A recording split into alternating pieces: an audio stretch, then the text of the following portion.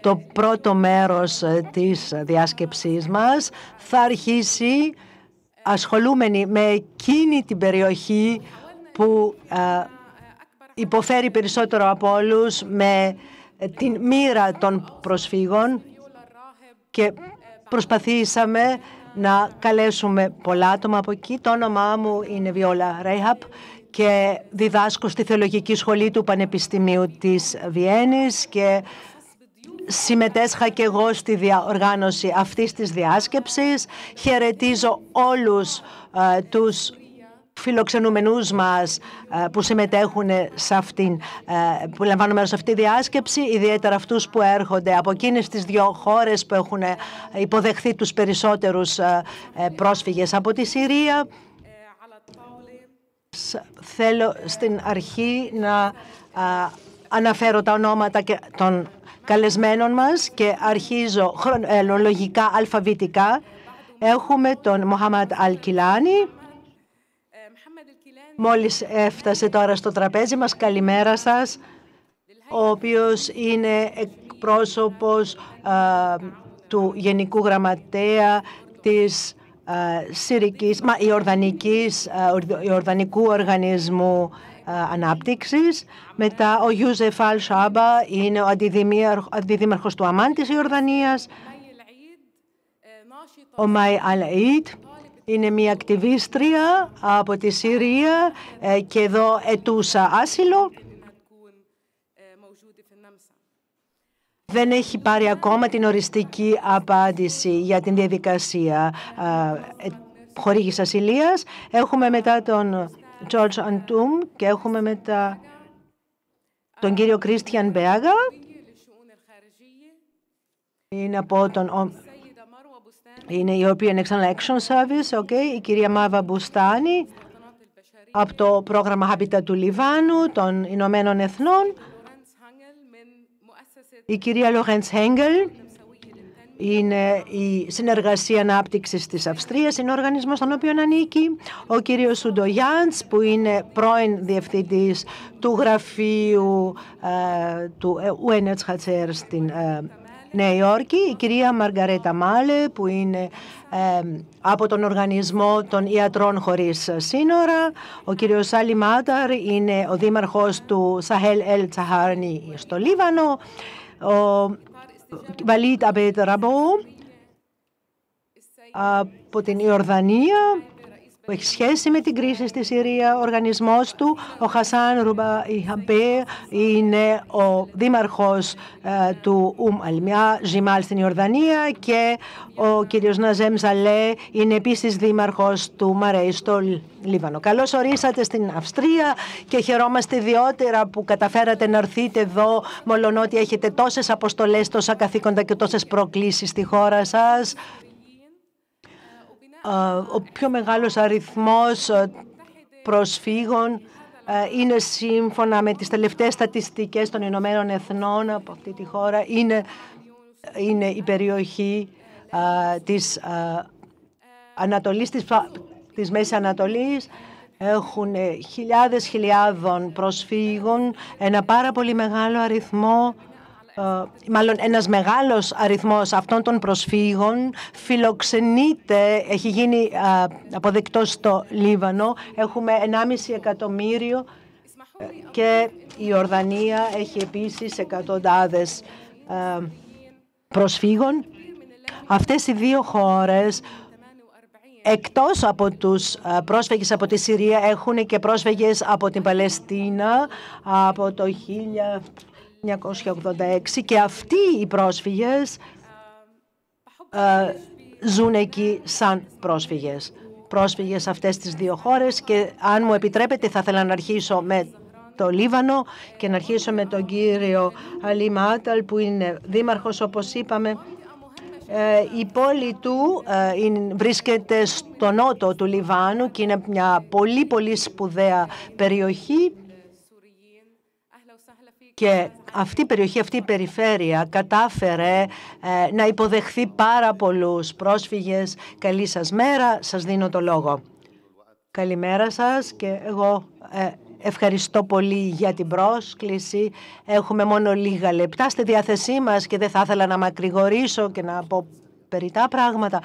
Θα ήθελα μόνο να σας παρουσιάσω συντομία το Λίβανο. Η Λίβανο και η Συρία από το 1922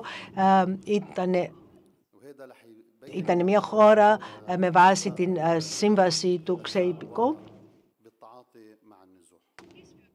Αυτό οδήγησε στην στενή συμβίωση και σε ιδιαίτερη σχέση των δύο κρατών μετά το 1948. Τότε υποδεχθήκαμε πάρα πολλούς πρόσφυγες από την Παλαιστίνα σαν αδελφούς μας.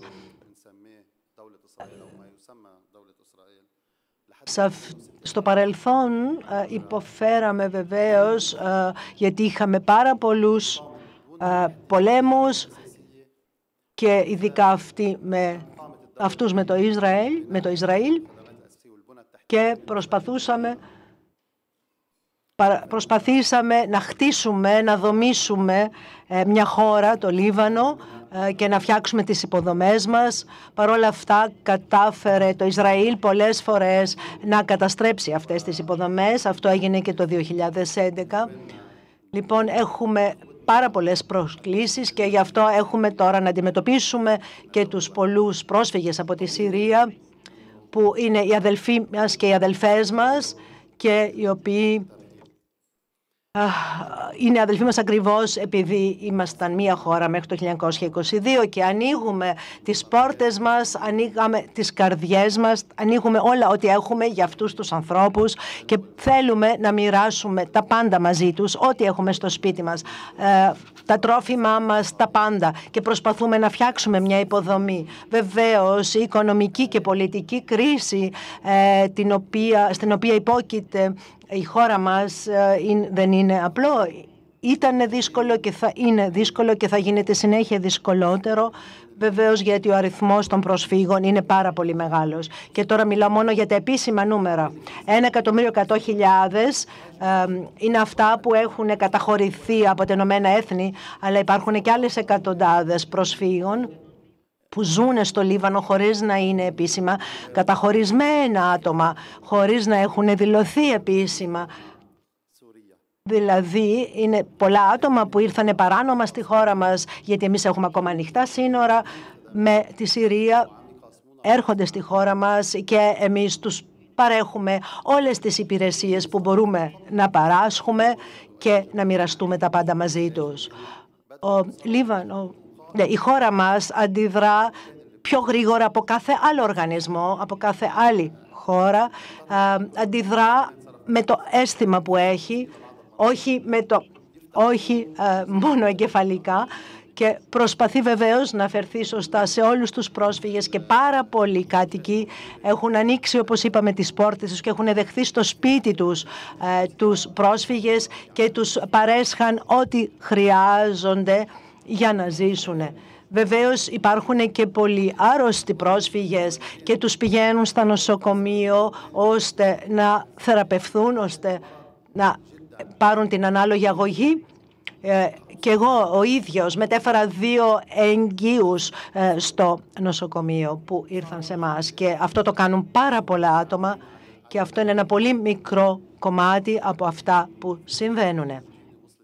Ή πολύ συχνά χτυπάει το τηλέφωνο στις 2 το πρωί και με ενημερώνουν από το Δημαρχείο ότι έφτασε άλλη μια οικογένεια από τη Συρία και τους προσφέρει κανείς στέγη σε ένα χώρο, σε ένα δωμάτιο στο Δημαρχείο και προσπαθεί να τους βοηθήσει. Που σημαίνει ότι αυτή η οικογένεια που φτάνει μέσα στο χειμώνα, μες στη νύχτα, ρωτάμε πώς τα πέρασε αυτή η οικογένεια τις άλλες νύχτες του χειμώνα, χωρίς ένα κρεβάτι, ένα καναπέ, ένα στρώμα, μια καρέκλα, χωρίς σκεπάσματα. Ήταν πολλές φορές συνέβη πολλές φορές τις νύχτες ή τα βράδια 9.30-10 και πιο αργά το βράδυ, να έχουμε πολλά άτομα και να πρέπει ακριβώς να τα φροντίσουμε, και τα καταφέραμε παρόλα αυτά μέσα σε 1 ώρα ή 1,5 ώρα να κάνουμε τα αναγκαία. Τα καταφέραμε μέσα στη νύχτα, όπως είπα, στις 9 το βράδυ και πιο αργά, να προμηθεύσουμε όλα τα τρόφιμα και να παράσχουμε όλες τις αναγκαίες βοηθητικές παροχές. Και μιλάω τώρα για κατευθείαν παροχές ακριβώς βοηθείας, και είμαι σίγουρη ότι και εδώ στην Αυστρία όλοι οι εθελοντές βοηθοί έχουν γνωρίσει αυτό το φαινόμενο του να βοηθάει κανείς άμεσα τους πρόσφυγες. 44%, μάλλον πάνω από 40% των κατοίκων είναι στο Λίβανο αυτό τη στιγμή προέρχονται από πρόσφυγες. Και βεβαίως η χώρα μας δεν μπορεί να τα καταφέρει πια, διότι όπως είπαμε έχει η ίδια η χώρα μια πολύ δύσκολη οικονομική και πολιτική κατάσταση, και γι' αυτό είναι πραγματικά δύσκολο για μας να μοιράσουμε αυτά που έχουμε και που είναι ήδη πάρα πολύ περιορισμένα. Οι πηγές μας δεν είναι ανεξάντλητες. Παρακαλώ όλους σας να μας βοηθήσετε. Παρακαλώ πολύ και ευχαριστώ. Και ένα σημείο ακόμα θέλω να αναφέρω. Προσπαθώ να είμαι πολύ σύντομος. 1 λεπτό. Πρέπει όλοι μας να προσπαθήσουμε να δημιουργήσουμε προγράμματα που θα είναι μακροπρόθεσμα, που θα είναι βιώσιμα, που θα είναι κατά κάποιο τρόπο αειφόρα, που θα βοηθήσουν όλους τους πρόσφυγες. Δηλαδή προγράμματα που όχι μόνο για τους πρόσφυγες από τη Συρία, αλλά και για αυτούς από την Παλαιστίνα θα είναι χρήσιμα. Είμαστε ένας λαός. Δεν θέλουμε να επιστρέψουμε στο παρελθόν, και δεν θέλουμε μόνο να λέμε ότι ήμασταν μία χώρα. Σας ευχαριστώ όλους. Σας ευχαριστώ τον κύριο Αλή Μάταρ. Ξέρω ότι έχετε πραγματικά μεγάλες δυσκολίες και ξέρω ότι εδώ και 4 χρόνια διαρκώς έχετε αυτή την κατάσταση, και μόνο οι πρόσφυγες από τη Συρία είναι ένα μεγάλο θέμα, και ότι κανείς σας δίνει μόνο 7 λεπτά για να μιλήσετε είναι πολύ λίγο, το καταλαβαίνω. Έχουμε έναν άλλο τώρα δήμαρχο από μια περιοχή που επίσης έχει υποδεχθεί πάρα πολλούς πρόσφυγες, και σας παρακαλούμε να μοιράσετε μαζί μας, να μοιραστείτε μαζί μας μάλλον τις εμπειρίες που έχετε κάνει με τους πρόσφυγες στην περιοχή σας. Θέλω να ευχαριστήσω τους διοργανωτές αυτού του προγράμματος. Θέλω επίσης να σας ευχαριστήσω για την πρόσκλησή σας. Ο Λίβανος είναι μια μικρή χώρα. Δεν είναι μεγαλύτερος από 10.000 τετραγωνικά χιλιόμετρα. Έχουμε 4 εκατομμύρια κατοίκους και σχεδόν 2 εκατομμύρια πρόσφυγες, δηλαδή 1,1 εκατομμύρια Σύριοι, σύμφωνα με τις στατιστικές του ΟΗΕ, και περίπου 600 με 700.000 Παλαιστίνιους πρόσφυγες. Έχουμε δηλαδή στατιστικές που λένε πως υπάρχουν 60 εκατομμύρια πρόσφυγες στον κόσμο, και για μας ασφαλώς ο αριθμός του κόσμου μπορεί να φαίνεται μικρός, αλλά σε σχέση με τη χώρα μας έχουμε να αντιμετωπίσουμε τεράστιες προκλήσεις. Ας δούμε παραδείγματος χάρη τον Ανατολικό Λίβανο. Είναι πολύ κοντά η Συρία, είναι στα σύνορά μας και είναι πολύ εύκολο οι πρόσφυγες να περάσουν στον Λίβανο. Είναι περίπου μισή ώρα απόσταση με το αυτοκίνητο. Αρχικά, ασφαλώς, δεχθήκαμε τους πρόσφυγες, τους αδερφούς μας, τους Συρίους, και περιμέναμε πως θα διαρκέσει αυτή η κατάσταση 3 με 4 μήνες μέχρι η διεθνής κοινωνία να βρει μια λύση σε αυτό το πρόβλημα. Και προσπαθήσαμε να δουλέψουμε μαζί με να συνεργαστούμε με τους Συρίους τους πρόσφυγες, να τους δώσουμε ό,τι χρειάζονται. Συνεργαστήκαμε με τον ΟΗΕ και αρχικά καταφέραμε να αντεπεξέλθουμε στην πρόσκληση αυτή, αλλά σήμερα έχουμε 20.000 πρόσφυγες, Σύρους πρόσφυγες στη δική μου την πόλη. Αυτός ο αριθμός είναι τεράστιος. Τους έχουμε κατανέμει σε νεόκτιστα κτίρια, σε πρώην καταστήματα που μετατρέπηκαν σε κατοικίες. Μερικοί από αυτούς ζουν και σε μισοκατασκευασμένα κτίρια και 2/3 αυτών των προσφύγων βρίσκονται ακόμα σε σκηνές, σε τσαντήρια, διότι δεν έχει πάρθει μια πολιτική απόφαση, δεν υπάρχει υποστήριξη από την διεθνή κοινότητα, η οποία θα μπορούσε να μας βοηθήσει να δώσουμε χώρο, δώσουμε στέγη σε αυτούς τους πρόσφυγες και γι' αυτό κατοικούν σε τσαντήρια. Ακόμα ένα πρόβλημα που έχουμε είναι ότι πολλοί από αυτούς που έχουν χώρους κατοικίας τις νοικιάζουν αυτούς τους χώρους σε τεράστιες τιμές στους Σύριους πρόσφυγες. Δεν έχουμε επίσης την υποδομή η οποία να μας επιτρέπει να αντιπεξέλθουμε παραδείγματος χάρη στα συστήματα αποχέτευσης, στην παροχή νερού κλπ. Και πολλές φορές αυτοί οι πρόσφυγες μπορούν να έχουν πρόσβαση στις σκηνές τους μόνο σε μια λασπωμένα χωράφια. Και χρειαζόμαστε περισσότερη βοήθεια από την διεθνή κοινότητα και από αυτές τις οργανώσεις. Και δεν έχουμε και καμία απόφαση ξεκάθαρη απόφαση από την ηγεσία του Λιβάνου. Τι θα γίνει με αυτούς τους πρόσφυγες. Καταλαβαίνουμε τα προβλήματα των προσφύγων αυτών, καταλαβαίνουμε πως έχουν διωχθεί από τη χώρα τους και πως έχουν υποφέρει αβάσταχτους πόνους μέχρι να φτάσουν στο Λίβανο. Αλλά είμαστε και εμείς μια χώρα που έχει περιορισμένους πόρους. Υποφέρουμε και εμείς οι ίδιοι από πλήμμυρες το χειμώνα και πρέπει να αντιπεξέλθουμε σε αυτά τα προβλήματα ήδη εμείς ως χώρα. Τα έχετε δει όλα παραδείγματος στις οθόνες των τηλεοράσεων σας. Έχετε δει αυτές τις πλήμμυρες. Θα πρέπει να δείτε και τις ειδήσεις για αυτές τις πόλεις από τις αντίρια. Και πρέπει να καταλάβετε πως εμείς προσπαθούμε να δώσουμε σε αυτούς τους Σύρους πρόσφυγες τουλάχιστον μια βασική υποδομή έτσι ώστε να μπορούν να αντεπεξέλθουν στις αντίξωες συνθήκες.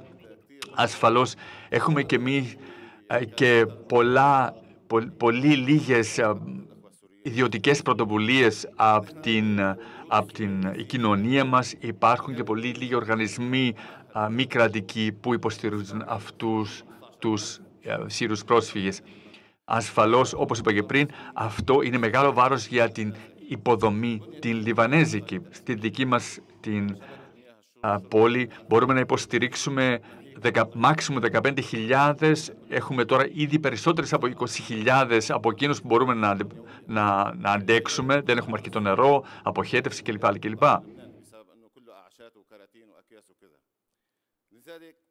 Χρειαζόμαστε τουλάχιστον 10 τόνους τρόφιμα κάθε μέρα, χρειαζόμαστε, όπως είπα και πριν, πιθανότητες αποχέτευσης, πόσιμο νερό, έχουμε τρομερό πρόβλημα επίσης, όπως είπα και πριν, με την αποχέτευση και αυτό το πρόβλημα είναι 24 ώρες το 24 και 7 μέρες την εβδομάδα. Δεν μπορούμε να τους δώσουμε πραγματικά αυτά που θα θέλαμε να τους δώσουμε. Προσπαθούμε να αντεπεξέλθουμε στην προσκλήση αυτή, αλλά έχει δημιουργηθεί και πρόβλημα από τους Σύρους πρόσφυγες όσον αφορά την αγορά εργασίας. Ασφαλώς εκμεταλλεύονται αυτοί ως φτηνά χέρια εργασίας και θα επιθυμούσαμε να μας δώσει πραγματικά βοήθεια η διεθνής κοινότητα για τη Λιβανέζικη κοινωνία. Διότι υποφέρει η Λιβανέζικη κοινότητα, η κοινωνία, από ήδη την ανεργία, από τους μειωμένους πόρους και από την υποδομή που έχουμε. Και είμαστε κι εμείς βασικά πρόσφυγες στην ίδια μας τη χώρα.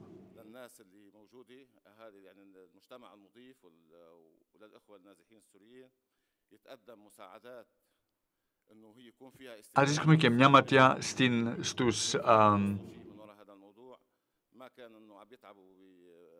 στους πρόσφυγες μας, τους φιλοξενούμενους μας και στην Λιβανέζικη κοινωνία. Θέλω να τονίσω πως πρέπει να το δει και η Ευρώπη αυτό το πρόβλημα, έτσι ώστε να μας δώσει και εμάς την ευκαιρία ως Λιβανέζικη κοινωνία να ελπίσουμε πως υπάρχει ελπίδα για το μέλλον. Υπάρχει επίσης η μεγαλύτερη ανάγκη που υπάρχει είναι να επανακαταστήσουμε την ειρήνη στη Συρία, έτσι ώστε η επόμενη γενεά να μπορεί να ζήσει με ειρήνη, σε ειρήνη στον Μέση Ανατολή, στην Ευρώπη και επίσης και στην Αφρική. Ευχαριστώ κύριο Νάζεμ, τον δήμαρχο του Νάρετζ, του Μάρεστ.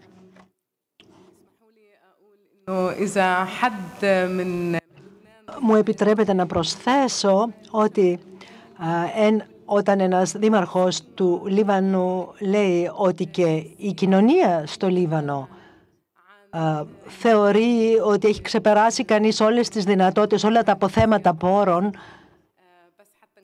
ότι αυτό είναι μια πολύ πολύ σοβαρή πρόταση και είναι κάτι που το ακούμε και στην Αυστρία, ότι και εδώ έχουμε ξεπεράσει τα όρια μας. Ο κύριος Αλ-Σαβάρ είναι αντιδήμαρχος της πόλης του Αμάν στην Ιορδανία. Η δικιά σας η επαρχία είναι μια μεγάλη επαρχία, γιατί είναι επαρχία και πόλη, και σας παρακαλώ να μοιραστείτε μαζί μας πώς αντιμετωπίζετε το θέμα των προσφύγων και της ελεημοσύνης κατά κάποιο τρόπο και της ανθρωπιάς. Και εγώ θα ήθελα να πω ένα μεγάλο ευχαριστώ στους διοργανωτές αυτής της διάσκεψης. Είναι ένα πάρα πολύ δύσκολο θέμα και είναι πολύ σοβαρό το ότι κανείς το έχει κάνει στα θέμα αυτής της διάσκεψης. Και παρακαλώ να μου επιτρέψετε μέσα από αυτήν εδώ την αίθουσα να πω το εξής. Ξέρετε ότι όλα αυτά τα τρένα κάποτε φέρανε τους προπάπους μας, τους προγόνους μας στην Ανατολή και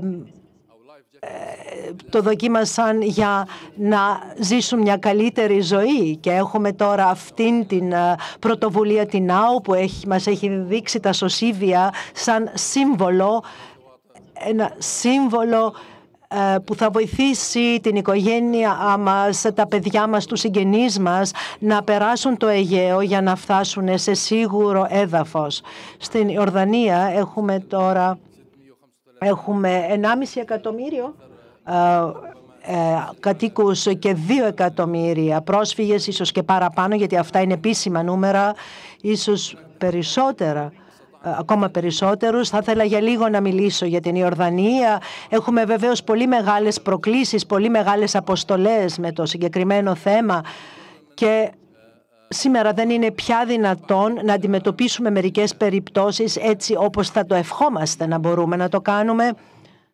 Έχουμε μεγάλη έλλειψη ύδατος. Είναι από το κάτω μέρος της κλίμακας η τέταρτη πιο φτωχή χώρα κατά κάποιο τρόπο από άποψη ύδατος. Επίσης το θέμα της ενέργειας είναι προβληματικό και έτσι έχουμε πολύ πιο σοβαρά θέματα να αντιμετωπίσουμε, διότι υπάρχει βεβαίως η ανάγκη του να έχει κανείς νερό και παρόλα αυτά δεν τα καταφέρνουμε όπως πρέπει. Επίσης το θέμα της μόρφωσης όσον αφορά στα παιδιά που έρχονται από τη Συρία, έχουμε το πρόβλημα ότι δεν μπορούμε να προσφέρουμε σε όλα μια θέση σε σχολεία. Επίσης το θέμα της υγειονομικής πρόνοιας, και εκεί δεν μπορούμε να προσφέρουμε αυτά που θα έπρεπε να προσφέρουμε.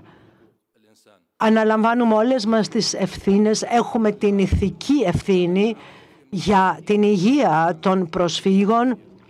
Το κάνουμε σε αντίθεση με άλλες χώρες και θα ευχόμουν πολύ άλλες χώρες που λένε ότι δεν υποδέχονται πρόσφυγες γιατί δεν είναι δικιά τους ευθύνης. Θα ευχόμουν να αρχίσουν να σκέφτονται αλλιώς αυτές οι χώρες, διότι το πρόβλημα δεν είναι το πρόβλημα των γειτονικών χωρών της Συρίας παρά ένα παγκόσμιο πρόβλημα όλων των χωρών, και θα πρέπει όλοι να μπορούμε να αντιμετωπίσουμε αποτελεσματικά αυτό το θέμα. Οι κάτοικοι του Αμάν είναι περίπου 4,3 εκατομμύρια και έχουμε 450.000 πρόσφυγες, επίσημα καταχωρισμένους έχουμε περισσότερους στην ουσία, και προσπαθούν, όπως λέμε, να βοηθήσουν, αλλά όπως είπε και ο προηγούμενος ομιλητής, όλα αυτά τα άτομα θέλουν νερό, δημιουργούν βεβαίως απόβλητα. Είναι μεγάλο πρόβλημα. Πολλοί ψάχνουν να βρουν εργασία και σε απλά επιτεδεύματα έχουμε και εμείς ακριβώς το πρόβλημα ότι οι Σύριοι κάνουν σοβαρό ανταγωνισμό στους Ιορδανούς πολίτες του ιδίου επαγγέλματος, δηλαδή τους παίρνουν τις θέσεις εργασίας. Και δεν είναι μόνο στο Αμάν έτσι η κατάσταση, αλλά σε όλες τις χώρες.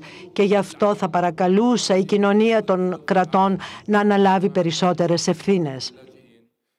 Γενικά τα θέματα ασυλίας, και η Ιορδανία έχει εδώ και 70 χρόνια να αντιμετωπίσει εκατοντάδες προσφύγων, και τώρα βεβαίως ακόμη πιο έντονα λόγω των προσφύγων από τη Συρία, και οι στατιστικές λένε ότι κρατά 25 χρόνια μέχρι να ενσωματωθούν οι πρόσφυγες.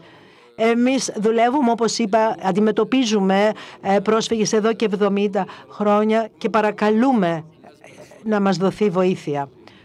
Σήμερα είναι Λίβανος και Ορδανία οι χώρες που υποφέρουν περισσότερο από όλες τις άλλες από τις συνέπειες του πολέμου, της κατάστασης στη Συρία, και χρειαζόμαστε μια πολιτική λύση για να μπορούμε να βοηθήσουμε σε μόνιμη βάση, μακροπρόθεσμα, τους πρόσφυγες και να δώσουμε και σε αυτούς μια δυνατότητα για το μέλλον. Έχουμε 430.000 πρόσφυγες, όπως είπαμε, και τους έχουμε μέσα στην πόλη, δεν έχουμε κατασκηνώσεις, τους περισσότερους τους έχουμε στεγάσει. Παρόλα αυτά είναι βεβαίως προβληματικό και παρακαλώ ας ακούσουμε όλοι τα μηνύματα των προσφύγων από τη Συρία. Τι θέλει? Δεν θέλει μόνο να έχει τα βασικά του δικαιώματα. Ζητάει μόνο να εφαρμόζονται τα βασικά ανθρώπινα δικαιώματα και να έχει και αυτό τη δυνατότητα να ζήσει μια δίκαιη και τίμια ζωή. Τα πλάνα που έχουμε κάνει και αυτό που προσπαθούμε είναι να πάρουμε νερό από το νότο της χώρας και να το φέρουμε, να το μεταφέρουμε μέσα στην πόλη. Είναι ένα πρόγραμμα που στοίχησε πραγματικά $1.000.000. Μετά όλη η δημογραφική σύνθεση έχει βεβαίως υποστεί μια μεγάλη αλλαγή. Στην Ιορδανία υπάρχουν περισσότεροι πρόσφυγες από ότι κάτοικοι. Είναι, όπως είπα, πολύ μεγάλες προκλήσεις, πολύ μεγάλες αποστολές, τις οποίες πρέπει να αντιμετωπίσουμε εμείς όλοι. Και θα πρέπει επίσης να σεβόμαστε το δημόσιο διεθνές δίκαιο, και θέλω για άλλη μια φορά να πω ένα μεγάλο ευχαριστώ που βρισκόμαστε όλοι εδώ σήμερα. Ευχαριστώ πολύ. Αυτό ήταν το μήνυμά μας.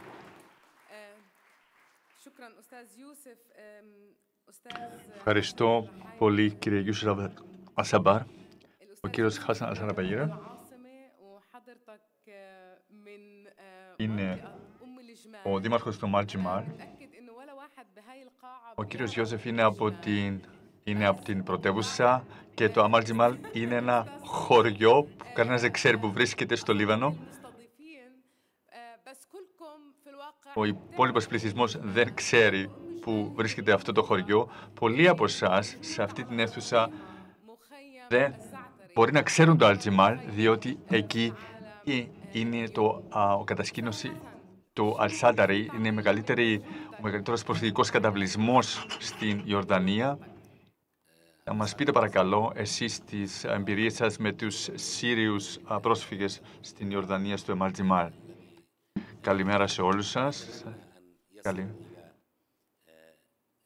Σας ευχαριστώ και πάλι για την πρόσκληση να παρευρεθώ σε αυτή τη διάσκεψη και ελπίζω να έχουμε και θετικά αποτελέσματα από αυτή τη διάσκεψη και έτσι σε τελική ανάλυση να βοηθήσουμε και τους Σύριους πρόσφυγες. Όταν μιλάμε τώρα για Σύριους πρόσφυγες, δεν μιλάμε απλά για Σύριους πρόσφυγες, μιλάμε και για πρόσφυγες από όλο τον κόσμο. Υπάρχουν πάρα πολλές χώρες που πρέπει να ανταποκρίνονται σε αυτό το πρόβλημα των προσφύγων και προσφέρουν και βοήθεια στους πρόσφυγες. Εμείς στην Ιορδανία είμαστε εκείνη η χώρα που υποφέρει περισσότερο μαζί με το Λίβανο από αυτή τη ροή προσφύγων. Όπως ξέρετε όλοι σας, εμείς στην Ιορδανία έχουμε τον καταβλισμό του Αλζάταρη και όλες οι οργανώσεις, οι NGOs και όλες οι κρατικοί οργανισμοί προσπαθούν να επεξέλθουν στα προβλήματα αυτά του καταβλισμού. Στον καταβλισμό αυτό χωράνε 80.000 άτομα και τα σύνορά μας με τη Συρία είναι 357 χιλιόμετρα. Είναι πολύ μακρύ σύνορο αυτό και το διάσχισαν πολλές χιλιάδες πρόσφυγες και εμείς ασφαλώς πρέπει να αντεπεξέλθουμε σε αυτό το πρόβλημα. Έχουν αυτοί έρθει από την περιοχή της Δαμασκού, έχουν έρθει και από άλλες περιοχές της Συρίας που υποφέρουν από τις επιπτώσεις του εμφύλιου πολέμου. Αυτό είναι ένα εμφύλιος πόλεμος που υποστηρίχθηκε από πολλές χώρες του κόσμου και που προκλήθηκε, αν μου επιτρέπετε να το πω αυτό, προκλήθηκε από διάφορες χώρες του κόσμου. Και η βοήθεια που προσφέρεται στους Σύριους πρόσφυγες μας κόστησε $6 δισεκατομμύρια μέχρι σήμερα ως χώρα, ως Ιορδανία. Η Ιορδανία θα βοηθάει πάντοτε τους πρόσφυγες, αλλά από την άλλη πλευρά υποφέρουμε και εμείς στην περιοχή μας, στην κοινότητα του Αλτζεμάλ, όπου βρίσκεται το Αλζάταρη, ο κατακλυσμός του Αλζάταρη. Έχουμε διαθέσει εκείνη την υποδομή που χρειάζεται σε συνεργασία ασφαλώς με τους μη κρατικούς οργανισμούς. Αυτός ο κατακλυσμός χρειάζεται κάθε μέρα περισσότερους από 4.200 κυβικά μέτρα νερό. Δηλαδή, πρέπει όλος ο πληθυσμός της κοινότητάς μας να συνεργαστεί, να βοηθήσει να δοθεί αυτή η ποσότητα νερού. Και βλέπω, όταν κοιτάζω την Ευρώπη, δεν βλέπω εγώ αυτή την αλληλεγγύη που υπάρχει με τους πρόσφυγες από τη Συρία. Δηλαδή, η συμπεριφορά μας, ο χειρισμός αυτών των προσφύγων πρέπει να σέβεται αυτά τα ανθρώπινα τους δικαιώματα, τα βασικά τους δικαιώματα. Υπάρχουν διεθνείς συμβάσεις που καθορίζουν, παραδείγματος χάρη η Συνθήκη της Γενέβης του 1951, που καθορίζει τα δικαιώματα και τη συμπεριφορά μας απέναντι στους πρόσφυγες. Στο Μαλτζιμάλ έχουμε τώρα από το 2011 απολέσει από τον προϋπολογισμό μας που ανέρχεται στα $3,5 εκατομμύρια. Έχουμε εξοδέψει εμείς $25 εκατομμύρια, δηλαδή έχουμε ένα πλήν $25 εκατομμυρίων στον προϋπολογισμό της πόλης. Προσπαθούμε να καλύψουμε αυτά τα πράγματα με δάνεια, με διάφορες βοήθειες που μας δίνονται, αλλά πρέπει να αντεπεξέλθουμε σε αυτό το οικονομικό πρόβλημα, αλλά υπάρχει και η ανθρωπιστική πλευρά αυτής της καταστροφής. Και είναι σημαντικό αυτό το πρόβλημα και πρέπει να λυθεί. Και για μας το ανθρωπιστικό πρόβλημα είναι πιο μεγάλο και πιο σημαντικό από τις υλικές του απόψεις. Όταν ρωτούμε τώρα για ανθρωπιστικά παραδείγματα, μπορώ να σας δώσω παραδείγματος χάρη, να προσθέσω σε αυτά που έχουν ήδη υποθεί, ότι όχι μόνο εμείς ως κυβέρνηση, ως δημαρχείο του Αλτζιμάλ, αλλά και άνθρωποι, οι κάτοικοι του Αλτζιμάλ έχουν προσφέρει, έχουν ανοίξει τις κατοικίες τους για τους πρόσφυγες. Δηλαδή, έχουμε παραδείγματα που οι Ιορδανικές φαμίλιες έχουν συγχωνευτεί σε ένα διαμέρισμα για να δώσουν το άλλο σε Συριακές φαμίλιες. Υπάρχει και μια ανθρώπινη πλευρά. Είμαστε βασικά γείτονες, είμαστε ο ίδιος λαός, είμαστε γείτονες της Συρίας και το μόνο που εύχομαι είναι η Ευρώπη τουλάχιστον να δείξει τουλάχιστον ένα κομμάτι αυτής της αλληλεγγύης.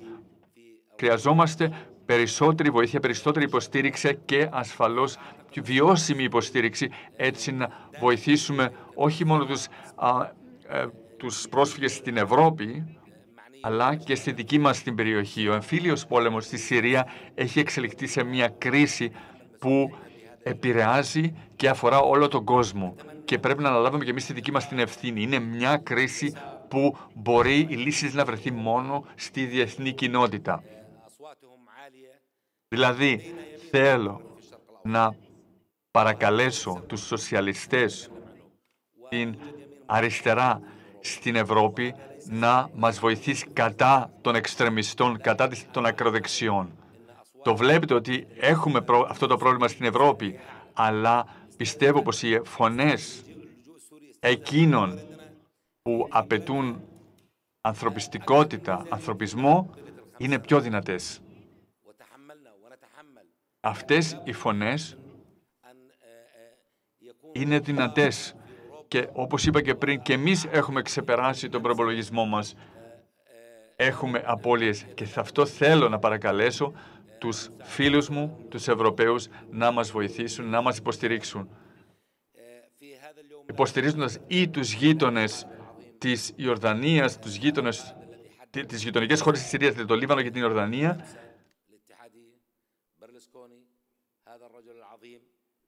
Σήμερα θα γιορτάζαμε τα 105 γενέθλια του Μπρούνο Κράισκι, αυτή της εξαιρετικής προσωπικότητας που έχει κάνει τόσα πολλά για την Αυστρία και την ανθρωπότητα.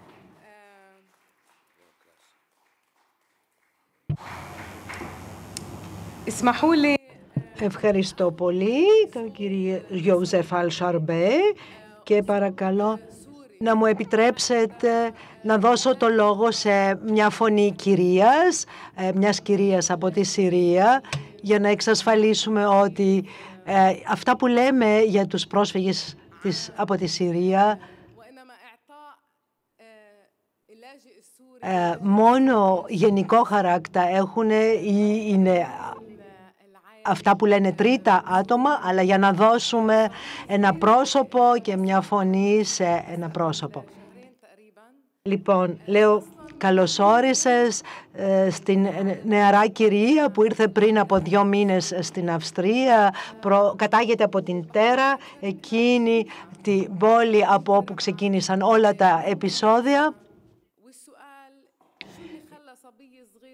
Και θα ήθελα να την ρωτήσω και να σας παρακαλέσω να μας γνωστοποιήσετε τις δικές σας εμπειρίες και ποιος ήταν ο λόγος που φύγατε από τη χώρα σας και διακόψατε την επαγγελματική σας κατάρτιση. Ευχαριστώ πολύ. Η διαδικασία χορήγησης ασυλίας έχει αρχίσει εδώ και 5 χρόνια, αλλά θα προσπαθήσω να τα πω σύντομα μέσα σε 5 λεπτά. Όπως κάθε νέο άτομο στη Συρία, ήμουνα και εγώ μάρτυρας των γεγονότων. Κατάγομαι από την πόλη στην οποία άρχισαν όλα τα γεγονότα. Υπήρξαν πολλοί βομβαρδισμοί και ήμουνα φοιτήτρια και εμείς οι φοιτητές αποφάσισαμε, αφού δεν ήταν πλέον δυνατόν να φοιτήσουμε, να πάμε στη Δαμασκό στο Πανεπιστήμιο. Λοιπόν, διακόψαμε τις σπουδές μας και είπαμε ότι δεν είναι δυνατόν να σιωπήσουμε, να βλέπουμε μόνο σιωπηλά τι συμβαίνει σαν θεατές, αλλά αρχίσαμε να δουλεύουμε εθελοντικά σε μια οργάνωση που βοηθάει μητέρες, παιδιά, βρέφη. Αυτό το κάναμε για 2 χρόνια. Μερικές φορές μας ανάγκασαν ή δεν μας άφηναν να φτάσουμε καν σε αυτό το κέντρο βοήθειας στο οποίο δουλεύαμε εθελοντικά. Και για μας ήταν τα πράγματα έτσι. Βλέπαμε ότι αυτά τα παιδιά ήταν αναγκασμένα, όπως και εμείς, να εγκαταλείψουν το σπίτι τους, τη χώρα τους, το χωριό τους και να πάνε σε κάποια άλλη χώρα ψάχνοντας να βρουν ασφάλεια. Και αποφασίσαμε να φύγουμε και από εκεί για να βρούμε μεγαλύτερη ασφάλεια και μεγαλύτερη ειρήνη και αρχίσαμε τη φυγή μας από τη Συρία στο Λίβανο. Στην αρχή πιστεύαμε ότι θα ήταν ανοιχτά τα σύνορα, αλλά εκεί άρχισε ο δεύτερος πόλεμος, ο ψυχολογικός, ζητώντας εκεί άσυλο. στα σύνορα του Λιβάνου μας υποβλήθηκαν τα ερωτήματα. Έχετε κάποιον που παράνομα θα σας οδηγήσει παρακάτω, που ξέρετε με ποιο καραβάκι θα περάσετε τη Μεσόγειο? Ήταν πολύ εξευτελιστικό για μας να μας θέτουν τέτοια ερωτήματα. Μετά περάσαμε το Λίβανο και φτάσαμε στην Τουρκία και άρχισε η επόμενη Οδύσσια. Είχαμε τα προβλήματα με τους λάθρεμπόρους, που διακινούν λαθρέα τα άτομα. Το ότι αναγκαστήκαμε να φύγαμε δεν ήταν σαφές. Φτάσαμε μετά στην Ελλάδα και εκεί ήταν δύσκολο. Από εκεί πήγαμε στη Μακεδονία, Μακεδονία δηλαδή στο Φύρομ, και από εκεί μας βάλανε σε τρένα και λεωφορεία και πούλμαν και μας στείλανε στη Σερβία, και εκεί ήταν τα πράγματα πάρα πολύ δύσκολα. Εκεί μας πρόξανε, μας χώσανε μέσα σε τρένα που δεν υπήρχε καν χώρος. Είμαστε πραγματικά σαν σαρδέλες σε αυτά τα τρένα, και αυτό που θέλαμε μόνο σαν πρόσφυγες, σαν φυγάδες από την Συρία, να βρούμε κάπου ασφάλεια, τίποτα άλλο. Κάναμε όλα τα διαβήματα και δεν ξέραμε ποια θα ήταν η μοίρα μας, τι θα γινότανε. Απλώς ακολουθούσαμε αυτή τη διαδρομή, το ένα μέρος μετά το άλλο, και δεν ξέραμε πού θα καταλήξουμε, πού θα ήμασταν μετά από 2-3 ώρες, γιατί μας πηγαίνανε σε έναν άλλο τόπο. Και είχαμε πάλι άλλους πρόσφυγες που ήδη βρισκόντουσαν εκεί, και ακούσαμε για ένα μικρό αγόρι που μας έλεγε, ήθελα να μας δώσει θάρρος, μην φοβόσαστε, σε λίγες ώρες θα φτάσετε σε χώρα που θα σας δώσουν βοήθεια. Ή ένας γυρεός κύριος που επίσης μας βοηθούσε και μας ενεθάρρυνε. Τώρα δεν θα ήθελα να αναφέρω όλες τις λεπτομέρειες. Σαν γυναίκα, εγώ γυναίκα, ξέχασα ότι είμαι γυναίκα σε αυτή τη διαδρομή. Προσπάθησα μόνο να βρω ασφάλεια, να φτάσω σε ένα ασφαλές μέρος. Και γι' αυτό θέλω να εκμεταλλευτώ αυτή την ευκαιρία και να πω ένα μεγάλο ευχαριστώ σε όλες αυτές τις οργανώσεις που μας προσέφεραν ανθρωπιστική βοήθεια, γιατί τέτοιες οργανώσεις υπήρχαν σε όλες τις χώρες, οι οποίες μας έλεγαν τι θα πρέπει να κάνουμε, διότι οι κρατικές αρχές δεν μας έλεγαν τίποτα. Ήταν μόνο ανθρωπιστικές οργανώσεις που μας βοηθούσαν και μας έδιναν κάποιες πληροφορίες, και εμείς δεν ξέραμε καν πώς θα έρθουμε από την μία τοποθεσία στην άλλη. Εδώ θα ήθελα να πω μεγάλο ευχαριστώ στο πρόγραμμα Balsam, που έχει σχέση με την οργάνωση των γυναικών της Αραβίας. Είναι μια μικρή οργάνωση, αλλά προσπαθεί πραγματικά να βοηθήσει, και βοηθάει και στην Τουρκία πολύ τους πρόσφυγες που βρίσκονται εκεί, και ακριβώς όπως υποφέρουν τώρα οι γειτονικές χώρες της Συρίας λόγω αυτών των μεγάλων αριθμών προσφύγων, μπορώ να πω ότι και εμείς έχουμε κουραστεί και εμείς έχουμε ταλαιπωρηθεί από τον πόλεμο. Το μόνο που θα θέλαμε θα ήταν όλες οι χώρες αυτού του κόσμου να ενισχύσουν τη Συρία για να θεμελιωθεί και εκεί επιτέλους η ειρήνη. Σας ευχαριστώ πολύ.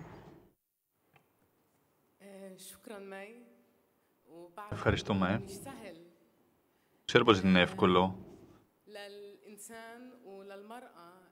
για ένα άνθρωπο και ιδιαίτερα μια γυναίκα να περάσει από μια εμπειρία και να την περιγράψει σε μας.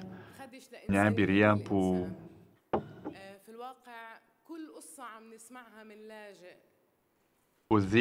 μπορεί να πληγώσει τον ανθρώπινο πυρήνα του κάθε ατόμου.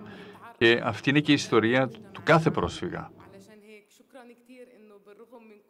Και κάθε ιστορία πρόσφυγα κρύβει μια τραγωδία, και κάθε φορά ο κάθε πρόσφυγας πρέπει να παρουσιαστεί, να γυμνοθεί μπροστά στην διεθνή κοινότητα και να απαντήσει ερωτήσεις. Εγώ δάκρυσα και δεν είμαι μόνη, διότι βλέπω πολλούς νεαρά άτομα από τη Συρία που έκλαψαν στο ακροατήριο, και χαίρομαι που έχουμε τόσους πολλούς νεαρούς μαζί μας και νεαρές σήμερα. και ιδιαίτερα που έχουμε Σύριους πρόσφυγες, νεαρούς Σύριους πρόσφυγες μαζί μας σήμερα στη διάσκεψη αυτή και θέλω να τους ευχαριστήσω όλους αυτούς τους πρόσφυγες. Ευχαριστώ που ήρθατε σήμερα και βρίσκεστε εδώ μαζί μας. Ένα μεγάλο ευχαριστώ και πιστεύω δεν θα μπορούσε η διάσκεψη αυτή να καρποφορήσει, να έχει επιτυχία χωρίς εσάς. Αγαπητοί παρευρισκόμενοι, έχετε ακούσει τώρα τα λόγια που είχαν να πούν 4 δήμαρχοι και μια πρόσφυγας. Όλες αυτές οι κοινότητες που φιλοξενούν πρόσφυγες, όλοι εκείνοι οι άνθρωποι που βρίσκονται στο δρόμο της προσφυγιάς είναι κουρασμένοι και κάθε μέρα προσπαθεί ο κάθε πρόσφυγας να ξεκινήσει το δρόμο της ελπίδας. Η κάθε κοινότητα από αυτές που ακούσαμε προσπαθεί να βοηθήσει τους πρόσφυγες και η μόνη ελπίδα επιτυχίας είναι αυτοί οι μη κρατικοί οργανισμοί που καταφέρνουν με απίστευτες προσπάθειες να υποστηρίξουν τις κρατικές αρχές. Επιτρέψτε μου να δώσουμε και φωνή σε οργανισμούς που προέρχονται από αυτή την περιοχή, που έχουν καταρτήσει προγράμματα για να βοηθήσουν αυτές τις κοινότητες που φιλοξενούν πρόσφυγες. Θα ήθελα τώρα να δώσω το λόγο στον Ζορζ Αντουάν από το Μουζεκόπ στο Λίβανο και εσύ, κύριε Αντούν, δημοσιεύσατε ένα φόλτερ για να βοηθήσετε τις κοινότητες που αντιμετωπίζουν πρόβλημα με πρόσφυγες. Η οργάνωση μας ξεκίνησε να δουλεύει στο Λίβανο το 1993, και τώρα που είμαστε στο 2013 βλέπουμε πως το συριακό πρόβλημα ήταν 2 χρονών και είχαμε ήδη αρκετούς πρόσφυγες από τη Σύρια. Και τότε ρωτήσαμε τον εαυτό μας στο Λίβανο πώς θα μπορούμε να αντιπεξέλθουμε στο πρόβλημα των προσφύγων. Δεν υπήρχαν αποφάσεις, δεν υπήρχαν κανονισμοί. Και το Mercy Corps κατάφερε με την εργασία, με τη δουλειά που έκανε στο Λίβανο, να μειώσει αυτή την πίεση που υπήρχε πάνω στις κοινότητες αυτές.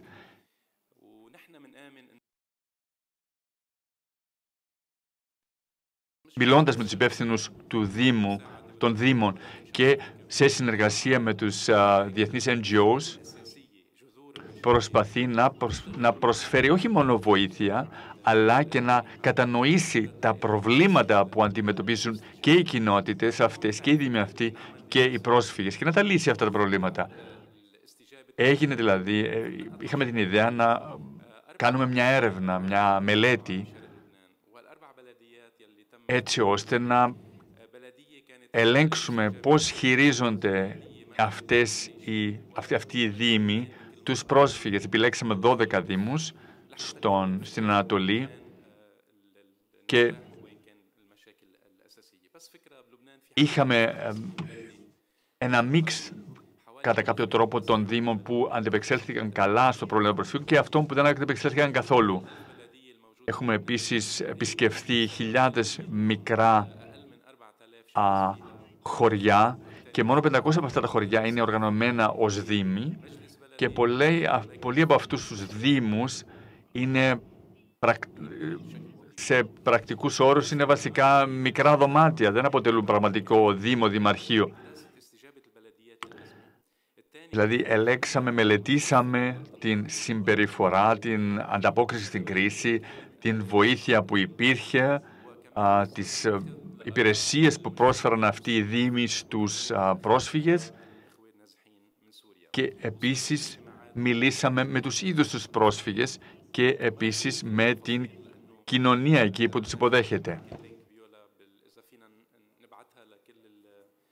Δεν θα ήθελα να περάσω σε λεπτομέρειες της μελέτης μας. Θα ήθελα, αν θέλετε εσείς, να σας δώσω ένα link για να μπορείτε να διαβάσετε ολόκληρη τη μελέτη. αρχίσαμε μιλώντας με τοπικούς και διεθνείς οργανισμούς και παντού ζήτησαν να υπάρχει περισσότερη διαφάνεια όσον αφορά την ανταπόκριση. Πολλές φορές ο Δήμος υπόσχετο κάτι, αλλά δεν υπήρχαν τεράστια προβλήματα στην εφαρμογή αυτών των ιδεών, αυτών των υποσχέσεων. Δηλαδή, πολλές φορές υποσχέθηκαν κάτι σε ένα οργανισμό και δεν το τήρησαν και αντίθετα συνέβη το ίδιο. Πολλοί οργανισμοί υποσχέθηκαν κάτι, αλλά δεν το τήρησαν. Δηλαδή, αποφασίσαμε εξ αρχής να έχουμε μια σχετική διαφάνεια. Όσον αφορά αυτούς τους οργανισμούς που δίνουν βοήθεια, προσφέρουν βοήθεια σε αυτές τις περιοχές, είχαμε το πρόβλημα ότι τα περισσότερα προγράμματα είχαν καταρτιστεί μόνο για 6 μήνες ή για 1 χρόνο. Και πολλές φορές αυτοί οι οργανισμοί είχαν χτίσει τέτοια προγράμματα μόνο για μικρό χρονικό διάστημα.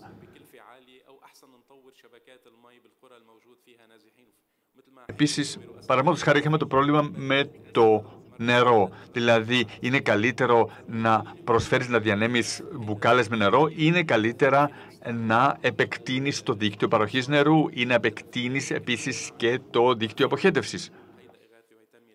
Ρωτήσαμε τον εαυτό μας πολλές φορές αν είναι καλύτερο να διαλέξεις μια μακροπρόθεσμη λύση ή μια προσωρινή λύση. Και ήταν πολύ αναγκαίο τότε να δουλέψουμε στενά με τους τοπικούς δήμους, διότι πολλές φορές ήταν οι δήμοι που προσφέραν την τεχνική υποστήριξη. Πολλές φορές απευθυνθήκαμε και στον ιδιωτικό τομέα. Πολλά πράγματα που χρειαζόμαστε προέρθηκαν από τον ιδιωτικό τομέα. Παραδείγματος χάρη όσον αφορά την προσφορά θέσεων εργασίας. Επίσης, συγκεντρωθήκαμε σε μια αποκεντρωμένη υποστήριξη, σε μια αποκεντρωμένη υποστήριξη των προσφύγων στους διάφορους δήμους της περιοχής. Ανακαλύψαμε επίσης ότι ήταν αναγκαίο να συνδυάσουμε τις προσπάθειες, να κάνουμε ένα networking, μια δικτύωση μεταξύ των δήμων. Δηλαδή, πολλές φορές είχαμε δήμους που ήθελαν να εφαρμόσουν οι εφάρμοστα προγράμματα χωρίς να το ξέρουν, χωρίς να ξέρουν ότι υπάρχουν οργανισμοί στην περιοχή, NGO στην περιοχή. Πολλές φορές περίμεναν οι δήμοι τους δότες να τους προσφέρουν τις οικονομικές ευκαιρίες. Αλλά πολλές από αυτούς τους δήμους έλαβαν την πρωτοβουλία και ήρθαν σε επαφή με τους NGOs. Και αυτό το manual που δημιουργήσαμε, αυτόν τον οδηγό που δημιουργήσαμε, ο σκοπός του ήταν να βελτιωθεί και η συνεργασία με τους NGOs. Και επίσης να επιτευχθεί και μια καλύτερη διακυβέρνηση και να δημιουργηθούν και οι αναγκαίες δομές και υποδομές που χρειάζονται εκεί. Ένας άλλος τομέας που μελετήσαμε ήταν η πιο ενεργή συνεργασία μεταξύ των δήμων και των NGOs. Δηλαδή, είναι αναγκαίο επίσης να οθήσουμε τους Σύρους πρόσφυγες να συμμετέχουν σε αυτά τα προγράμματα. Και δηλαδή στην κάθε τοπική κοινωνία έχουμε ελέγξει άνδρες και γυναίκες από τη Συριακή κοινωνία, την κοινωνία των προσφύγων, έτσι ώστε να μπορούν να αντιμετωπίσουν μαζί μας τα προβλήματα. Αυτά είχα να πω. Ευχαριστώ. Ευχαριστώ πολύ, κύριε Ζορζ. Κύριε Αντούν, θα ήθελα να σας παρακαλέσω αυτές τις εισηγήσεις που δεν μπορέσατε να μας εξηγήσετε σήμερα, να μπορείτε να τις αναλύσετε καλύτερα σε αυτά τα World Cafés που θα οργανώσουμε σήμερα και αύριο. Τώρα θα παραμείνουμε στο Λίβανο και να δώσουμε το λόγο στο τη Μάρβα Μπουστάνη από το UN Habitat που εργάζεται στο Λίβανο.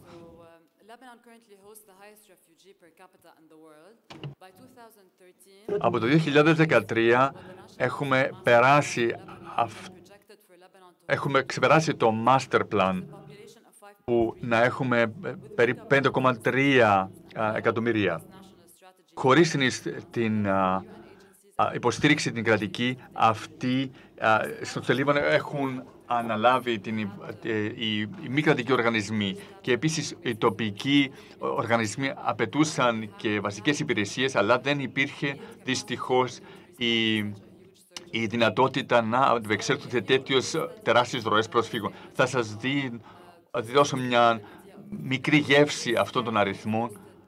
Αυτή η κοινότητα που είχε μια κοινότητα, η αύξηση του πληθυσμού του 325%. Μπορεί να φανταστείτε τι επιπτώσεις αυτό είχε στους διάφορους τομείς της κοινωνίας εκείνης. Επίσης, αυξήθηκαν τα σκύβαλα περίπου 200% και επίσης και ο απορροφητικός όγκος. Είναι σημαντικό να ξέρετε ότι είχαμε ακριβώς τον ίδιο προϋπολογισμό για να αντιμετωπίσουμε αυτά τα προβλήματα. Το UN Habitat δουλεύει στο τοπικό επίπεδο και στο περιφερειακό επίπεδο και αφού έχουμε περισσότερους από 1.000 κοινότητες στο Λίβανο, δημιουργήσαμε κοινότητες, δηλαδή unions αυτών των δήμων, έτσι ώστε να μπορούν να συνεργαστούν και να έχουν περισσότερες δυνατότητες. Έχουμε δημιουργήσει τεχνικά γραφεία στο Λίβανο, τοπικά τεχνικά γραφεία, έτσι ώστε να υποστηρίξουν και αυτά οι τοπικές ομάδες αποτελούνται από τοπικούς ειδικούς και τους καθοδηγούς στο emergency planning. Έχουμε επίσης 6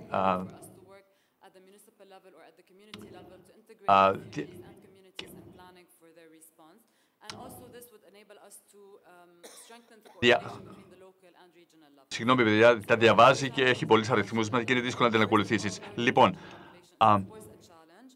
η μεγαλύτερη πρόκληση είναι ο μεγάλος πληθυσμός των προσφύγων. Έχουμε ασφαλώς και διάφορες δηλώσεις που δεν ανταποκρίνονται μια στη άλλη από τα διάφορα υπουργεία. Πολλές φορές πολλοί από αυτούς δεν ανταποκρίθηκαν αμέσως και υπήρχε και διαφορά στον τρόπο των διάφορων κοινοτήτων στο Λίβανο και πολλές αυτές τις κοινότητες των προσφύγων ήταν διαφορετικά στις πόλεις. Είναι πολύ πιο δύσκολο να ανταποκριθείς στους πρόσφυγες, διότι δεν είναι εύκολο να εντοπίσεις αυτές τις αστικές περιοχές. Και πολλές φορές δεν είχαν εμπλεκεί επίσης οι τοπικές αρχές και στο εθνικό επίπεδο η μεγαλύτερη πρόκληση ήταν η ανταλλαγή πληροφοριών που να είναι ανανεωμένες. Λοιπόν, ποιες είναι οι προκλήσεις στο τοπικό επίπεδο και στο περιφερειακό επίπεδο? Επίσης, πολλές φορές η συνεργασία με τους Δήμους εξαρτάται μόνο από την ορατματικότητα του κάθε δημάρχου. Πολλές φορές αυτές οι κοινότητες δεν ανταποκρίνονται στις πραγματικές ανάγκες των προσφύγων. Επίσης, κάτι που έχω ήδη αναφέρει είναι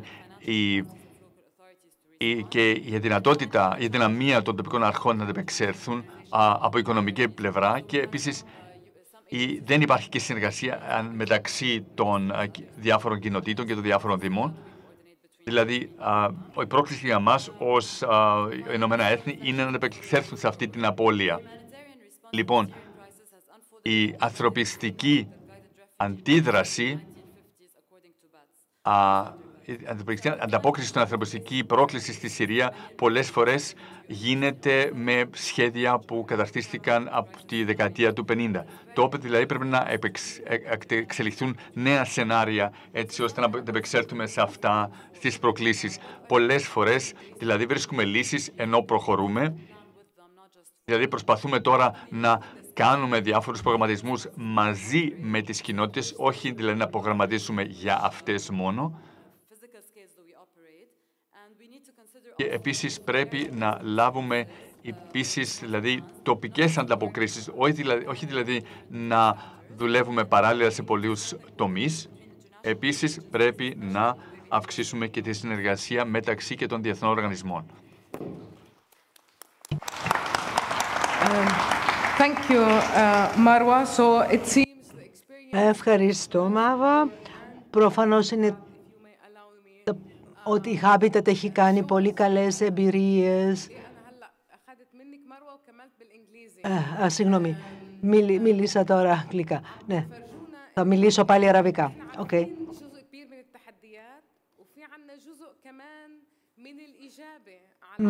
πάλι συλλογιστήκατε και μας είπατε και μας αντικατοπτρίσατε προκλήσεις που βεβαίως και εμείς γνωρίζουμε, αλλά μας υπενθυμίζετε πόσο σπουδαίο είναι το να γίνει η ενσωμάτωση και όλοι να συμπράξουν, δηλαδή η κοινωνία υποδοχής και οι πρόσφυγες, και επίσης πόσο σημαντικό είναι να είναι εφικτός ο συντονισμός μεταξύ των τοπικών και των διεθνών οργανισμών. Μοχαμέτ, οι δικές σας οι εμπειρίες στην Ιορδανία είναι παρόμοιες ή έχετε κάνει άλλες εμπειρίες, σαν οργανισμός εννοώ, στην Ιορδανία?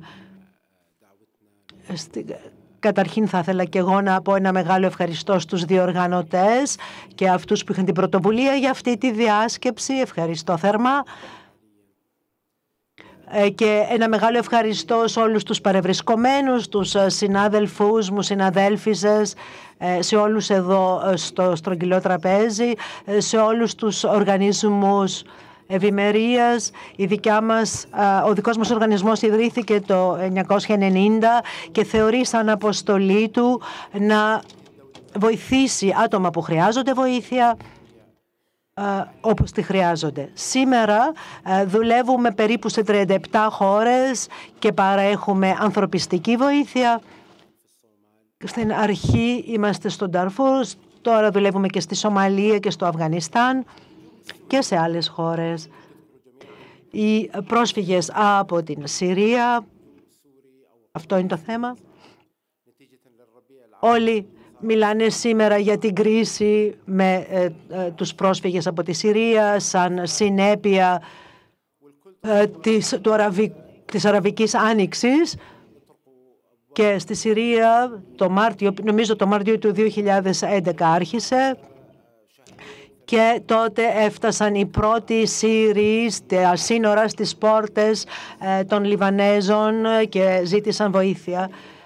Τότε και οι ίδιοι Σύριοι πίστευαν ότι σε 2-3 μήνες θα είχαν περάσει τα κακά, όπως και στην Τινησία και σε άλλες χώρες. Και στις αρχές αφήσαμε την κοινότητα Αλαράμ, που ήταν η πρώτη κοινότητα στα σύνορα, να τα βγάλει πέρα με τους πρόσφυγες, και επίσης αφήσαμε τους Ιορδανούς επίσης και τις Ιορδανικές αρχές να τα βγάλουν πέρα με τους πρόσφυγες. Η οργάνωσή μας άρχισε με τα πρώτα βήματα, και μιλάω πραγματικά για τα πρώτα βήματα, στην περιοχή του Αλ-Ράμσα.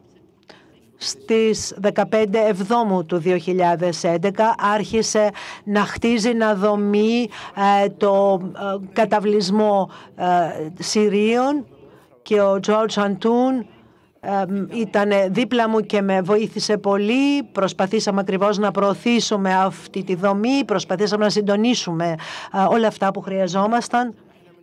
Αλλά το σημείο στο οποίο θέλω εγώ να εστιάσω την προσοχή μας είναι το ότι εμείς στην Ιορδανία προσπαθούμε εξ αρχής να σεβαστούμε όλα τα δικαιώματα των Συρίων.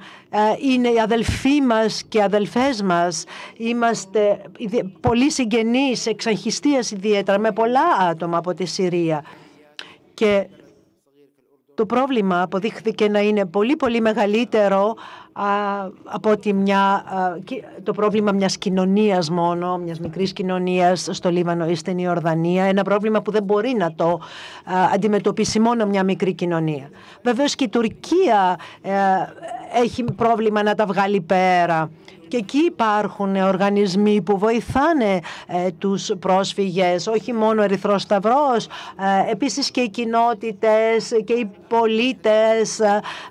Όλοι έχουν μάθει πλέον πώς είναι να υποδέχεσαι πρόσφυγες και να αντιμετωπίζεις τα προβλήματά τους. Και νομίζω ότι είναι οι ίδιες προκλήσεις τις οποίες αντιμετωπίζει και με τις οποίες υποφέρει ο Λίβανος, και ένα μεγάλο θέμα είναι το θέμα της διαπαιδαγώγησης. Έχουμε 47.000 Συρίους σπουδαστές, φοιτητές και μαθητές οι οποίοι θέλουν ακριβώς να έχουν μια θέση. Έχουμε 300.000 παιδιά που είναι στα σχολεία της Ιορδανίας και σε 5-6 χρόνια θα έχουμε μια γενεά που χαμένη θα είναι εκείνοι οι νέοι και τα παιδιά που ήδη στη Συρία δεν μπορούσαν να πάνε στο σχολείο και που ζουν τώρα σε καταβλισμούς και ούτε εκεί μπορούν να παρακολουθήσουν την εκπαίδευση τη σχολική. Και παρακαλώ, όχι μόνο για οικονομικά ή υλική βοήθεια, ούτε καν παρακαλώ, λέω, άστε μας να δούμε μαζί από κοινού πού είναι η αρχή της κρίσης. Οι πρόσφυγες από τη Συρία ψάχνουν να βρουν μια ελπίδα και όταν φτάσουν στην Ευρώπη, όταν χτυπάνε εδώ στην πόρτα της Ευρώπης, τότε έχουν μαζί τους ακόμα την ελπίδα ότι κανείς θα ανοίξει αυτή την πόρτα και ότι μπορεί κανείς να τους βοηθήσει. Έχω μιλήσει με πάρα πολλούς πρόσφυγες από τη Συρία και όλοι έλεγαν βεβαίως θα προτιμούσαν να μείνουν στη χώρα τους ή και στην Ιορδανία ή στο Λίβανο. Είναι χώρες που έχουν την ίδια γλώσσα, την ίδιο πολιτισμό, την ίδια κουλτούρα. Και θεωρούν ότι είναι αναγκασμένοι να φύγουν από το Λίβανο, να εγκαταλείψουν το Λίβανο ή την Ιορδανία. Οι παροχές αρρωγής, αν δω τι έγινε το 2011 και το 2015, αν κάνω μία σύγκριση, τότε πρέπει να πω ότι η βοήθεια που μας δόθηκε από διεθνείς οργανισμούς, από δημοσιότητα, έχει μειωθεί στο 1/3 το 2015 σε σχέση με το 2011. Και όπως είπε και ο κύριος πριν από μένα, το θέμα είναι ότι μερικές φορές ότι κανείς ενώ ξέρει πώς είναι τα πράγματα, φέρεται σαν να μην τα ξέρει, αρνείται μερικά πραγματικά γεγονότα, αρνείται πολλά πραγματικά περιστατικά. Οι πρόσφυγες από τη Συρία είναι στην οικογένειά μας, είναι η οικογένειά μας και θέλουμε να αναλάβουμε τις ευθύνες μας. Παρακαλώ, βοηθήστε μας, μη μας αφήνετε μόνους μας. Ευχαριστώ πολύ, κύριε Μοχαμέτ. Πιστεύω ότι ό,τι αφορά στην διαπαιδαγώγηση και την εκπαίδευση, ότι αυτό είναι ένα θέμα που αφορά όλες τις περιοχές και δυστυχώς τις περισσότερες φορές είναι βεβαίως οι πρόσφυγες τέτοιας ηλικίας που θα έπρεπε υποχρεωτικά να έχουν σχολική εκπαίδευση και όταν έχουμε 300.000, όπως είπαμε, παιδιά σε σχολική ηλικία και μόνο ένα μέρος από αυτά μπορούν να πάνε στο σχολείο, δεν είναι κάτι το ευχάριστο. Επίσης, θέλω να πω ότι αυτή η επικέντρωση της προσοχής στους πρόσφυγες της Συρίας που ζουν στο Λίβανο, στην Ιορδανία, αυτά που ακούσατε, πώς τα βλέπετε αυτά σε σχέση με αυτούς τους πρόσφυγες που έχουμε εδώ, πώς επηρεάζουν το συναισθηματισμό σας στη ζωή σας εδώ. Ο κύριος Βαλίν που έχει κάνει εμπειρίες στην Ιορδανία, παρακαλώ να μας πει αν έχετε κι εσείς παρόμοιες εμπειρίες όπως οι συνάδελφοί σας, αν έχετε τα ίδια προβλήματα σε σχέση με τις προϋποθέσεις. Θέλω καταρχήν να πω ένα πολύ μεγάλο ευχαριστώ στο Φόρουμ Μπρούνο Κράισκι για όλη αυτή την οργάνωση. Είναι πραγματικά πολύ επίγον να μιλήσουμε για αυτά τα θέματα. Είναι όντως επίγον να τα συζητήσουμε. Κοντεύουμε στα 6 χρόνια και έχουμε φτάσει σε ένα όριο πλέον και όπως είπανε και οι συνάδελφοι, κάθε χώρα φιλοξενίας, κάθε χώρα υποδοχής δεν μπορεί να πάρει άλλους πρόσφυγες, να υποδεχθεί άλλους πρόσφυγες ή για λόγους ασφάλειας ή για λόγους ανθρωπιστικούς. Δηλαδή δεν μπορούμε πια σήμερα να μιλήσουμε σαν να ήταν στην αρχή. Έχει αλλάξει η κατάσταση. Θα πρέπει να βρούμε άλλες λύσεις, θα πρέπει περισσότερο να σκεφτούμε και να συλλογιστούμε. Θα πρέπει να επιστήσουμε την προσοχή μας στο να δούμε τα πράγματα πιο σοβαρά. Γιατί αν κοιτάξει κανείς, η διεθνής ανθρωπιστική βοήθεια είναι καταστρεπτική. Από τη μια μεριά οπισθοχωρεί η παροχή της, γίνεται λιγότερη, και από την άλλη μεριά έχουμε με περισσότερους πρόσφυγες να κάνουμε. Δηλαδή έχουμε ένα νέο φαινόμενο με το οποίο θα πρέπει να μάθουμε, το οποίο πρέπει να αντιμετωπίσουμε. Και δεν θα βλέπουμε πια φως στον ορίζοντα, ότι θα υπάρχει μια πρωτοβουλία που θα μπορεί να βοηθήσει ή που θα μας δείξει λίγο το δρόμο, θα μας δώσει ένα προσανατολισμό και μια ελπίδα. Θεωρώ ότι κανείς μπορεί να δει το θέμα και κάπως αλλιώς, εκτός από τα θέματα του πώς υποφέρουν όλοι, πώς υποφέρουν οι πρόσφυγες και πώς υποφέρει η κοινωνία υποδοχής. Θα πρέπει να δούμε και την άλλη μεριά. Θα πρέπει να δούμε τους πρόσφυγες σαν μια ευκαιρία και μια πρόκληση. Μια πρόκληση που αν θα καταφέρουμε να τη δεχθούμε σωστά και να την εντοπίσουμε σωστά, θα γίνει αυτή η πρόκληση μια μεγάλη ευκαιρία για κάθε χώρα υποδοχής στην Ευρώπη.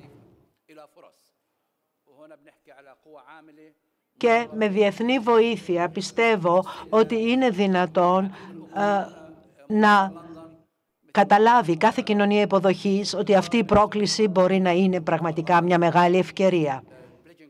Στις 4 Δευτέρου θα γίνει επίσης μια άλλη διάσκεψη για πρόσφυγες και η Ιορδανία θα συμμετάσχει και έχει και ένα ντοκουμέντο σχετικά, ένα έγγραφο προετοιμάσει, και σκοπεύεται να μιλήσει κανείς με όλους αυτούς τους παίκτες, τους player, τους παγκόσμιους σε αυτό το παιχνίδι, αν το ονομάσει κανείς έτσι, με τους πρόσφυγες, που κανείς θα δει τον ξάδερφο, τον αδελφό ή άλλους συγγενείς, θα μπορούσε ίσως να τους φιλοξενήσει 2 μέρες την εβδομάδα, αλλά θα πρέπει ο κάθε φιλοξενούν να μπορεί να πάρει πρωτοβουλία μόνος του και να υποστηριχθούν οι σχετικές πρωτοβουλίες. Η Ιορδανία αναλαμβάνει την ευθύνη της και δεν θεωρώ ότι είναι έντιμο να αφήσει κανείς την Ιορδανία μόνη της να τα βγάλει πέρα με μια ευθύνη που είναι διεθνής ευθύνη. Έχει πραγματικά επενδύσει πολλά χρήματα, έχει κάνει πολύ μεγάλα χρέη και 90% του προϋπολογισμού της είναι χρέη, ακριβώς για αυτό το λόγο, γιατί προσπάθησε να επενδύσει στις υποδομές της, γιατί προσπάθησε να προσφέρει παροχές και υπηρεσίες προς κάλυψη των αναγκών των προσφύγων. Στην Ιορδανία την ίδια δεν έχουμε μόνο τις ανάγκες των προσφύγων που διατρέχουν κίνδυνο, αλλά η όλη υποδομή και οι ανάγκες της ίδιας της κοινωνίας υποδοχής διατρέχουν κίνδυνο να μην μπορούν πλέον να καλυφθούν. Ένας παρετέρω κίνδυνος είναι τα παιδιά, άσχετα αν τα παιδιά είναι από τη Συρία, την Ιορδανία, την Αυστρία, από οποιαδήποτε χώρα. Αν το αυστριακό παιδί σήμερα μπορεί μόνο μια μέρα να πάει στο σχολείο και εκεί του δίνονται τα τετράδια, τα βιβλία, τα μολύβια, και ένα άλλο παιδί δεν μπορεί να τα πάρει, είναι πολύ μεγάλο πρόβλημα. Θα πρέπει κανείς να δώσει τις ίδιες δυνατότητες σε όλα τα παιδιά και οι υπηρεσίες και οι παροχές που δίνονται στους Συρίους θα πρέπει να δίνονται και στους Λιβανέζους και στους Ιορδανούς. Και αυτό για να μπορέσουμε να καταλήξουμε σε μια κατάσταση των Ηνωμένων Εθνών και για να μπορέσουμε να πείσουμε την διεθνή κοινότητα ότι είναι απόλυτα επίγον να μας υποστηρίξει. Οι διεθνείς οργανισμοί ανάπτυξης και οι διεθνείς βοηθοί, οι εθελοντές βοηθοί, έχουν η βοήθεια ανέρχεται σε 35 εκατομμύρια δολαρίων. Ήταν η βοήθεια που έδωσαν οι πλούσιοι στους φτωχούς στην Ιορδανία. Η βοήθεια ανάπτυξης είναι 62,1 δισεκατομμύρια το χρόνο, και αν κανείς μόνο ένα ποσοστό, 1% το δώσει κανείς στην Ιορδανία θα ήταν ήδη μεγάλη βοήθεια. Σας ευχαριστώ πάρα πολύ, ιδιαίτερα τους συναδέλφους μου. Επιτρέψτε μου τώρα να διαβάσω μια ερώτηση από το ακροατήριο που υπόθηκε πολλές φορές, την οποία θα την απευθύνω στον κύριο Ούτο Γιάντς, που είναι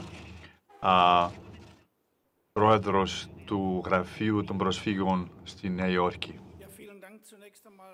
Ευχαριστώ πολύ για τους οργανωτές και σε σένα που μας φέρατε όλους μαζί εδώ σε αυτό το τραπέζι σήμερα. Ευχαριστώ επίσης και στη ΜΑΕ, και για αυτό που μας είπε η ΜΑΕ σήμερα δεν είναι μεμονωμένη περίπτωση. Αυτό συμβαίνει κάθε μέρα στη θάλασσα και στους δρόμους που ακολουθούν οι πρόσφυγες για να φτάσουν στην Αυστρία και περνώντας από την Αυστρία.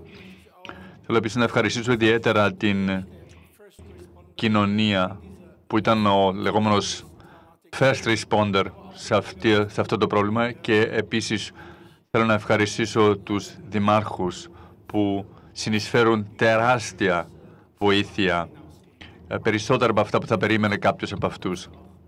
Ένα μεγάλο ευχαριστώ λοιπόν και στους δημάρχους.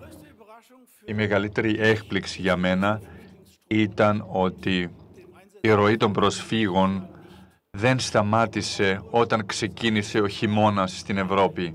Συνέχισαν οι αριθμοί να είναι ψηλά, παρόλο που δεν είναι στα ίδια επίπεδα όσο τον Οκτώβρη ή τον Σεπτέμβριο του 2015, ήταν πολύ σημαντική όγκη.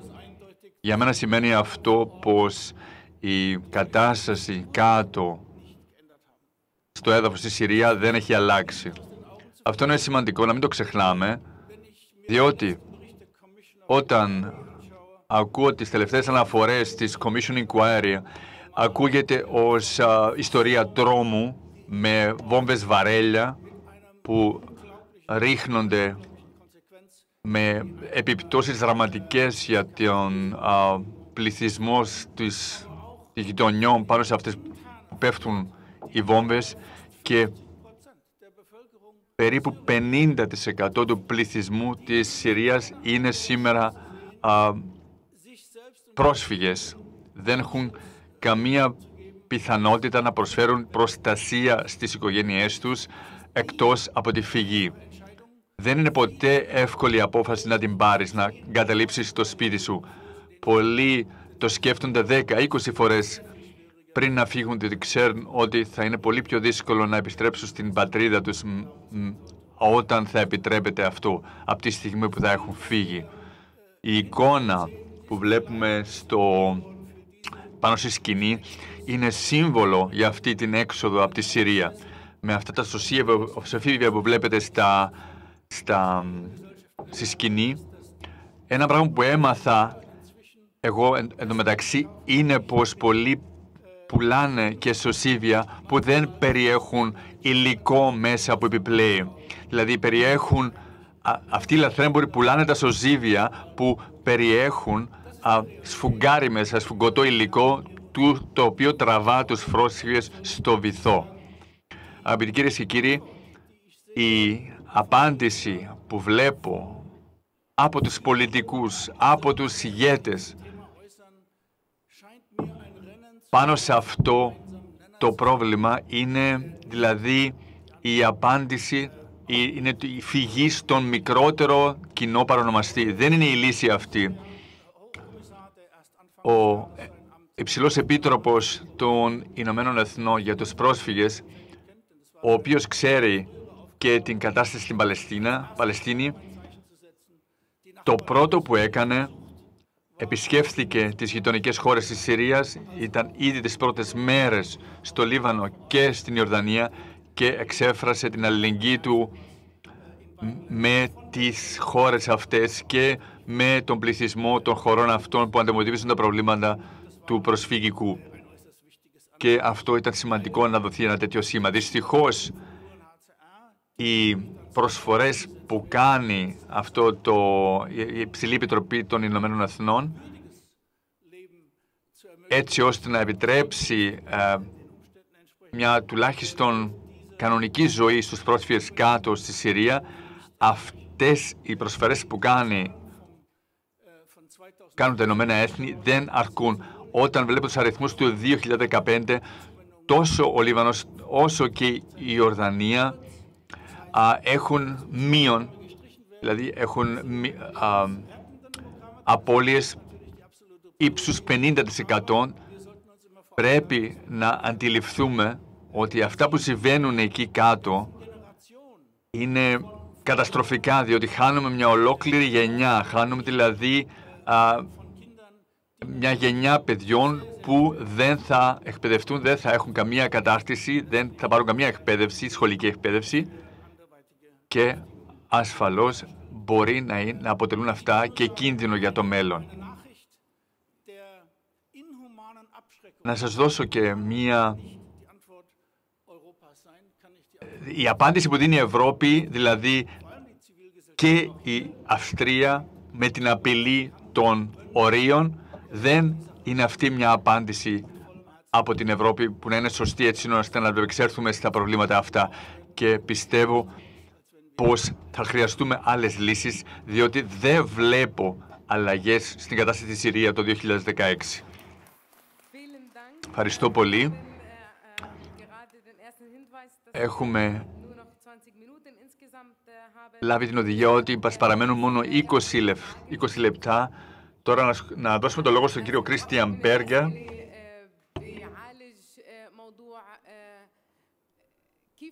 από την European External Action Service. Ένα ερώτημα είναι πώς μπορεί η Ευρώπη να βοηθήσει τις γειτονικές χώρες της Συρίας. Ξέρω πως εσείς είναι ένας από τους παρευρισκόμενους που θα λάβουν επίσης και μέρος και στη διάσκεψη που θα γίνει το Φεβράριο στο Λονδίνο, 4 του Φεβρουαρίου στο Λονδίνο. Μπορεί να μας δώσετε τις δικές σας εμπειρίες. Ευχαριστώ για την πρόσκληση σε αυτό το πάνελ.